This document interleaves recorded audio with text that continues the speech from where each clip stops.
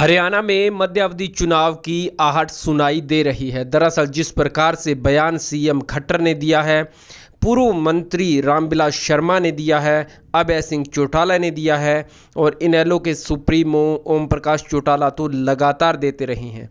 और उसके जवाब में दुष्यंत चौटाला और डॉक्टर अजय सिंह चौटाला ने लगातार कह रहे हैं कि हम गठबंधन का धर्म निभा रहे हैं, बीजेपी ने गठबंधन तोड़ा है।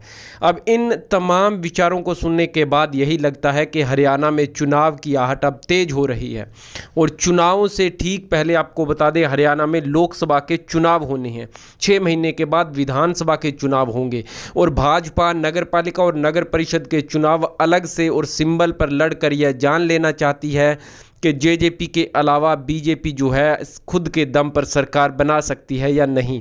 जनता किसान आंदोलन से लेकर के अब तक तमाम विषयों पर कितनी नाराज चल रही है या अब भी जनता उनके पास वापस आ चुकी है।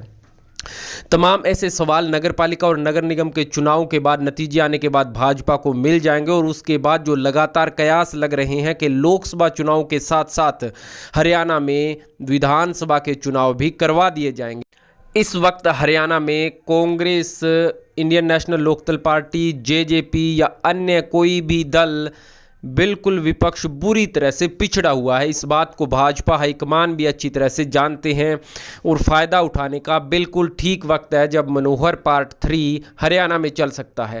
यानी कुल मिलाकर के अब हरियाणा में चुनावों की तैयारियां शुरू हो गई हैं। क्षेत्रीय दल चाहे इसको एक नगर निगम और नगर पालिका के चुनाव मान करके चल रहे हैं, जिसमें Indian National Lokdal party, JJP, Baspa या आम है, लेकिन जो राष्ट्रीय दल हैं वो इसको चुनाव की आहट के तौर पर देख रहे हैं और विधानसभा और लोकसभा चुनाव की तैयारियों के बीच जनता के बीच जा रहे हैं। यानी जैसे ही नगरपालिका और नगर निगम के चुनाव भारतीय जनता पार्टी के पक्ष में आते हैं तो निश्चित रूप से प्रदेश में मध्य अवधि चुनाव अवश्य होंगे। अपनी राय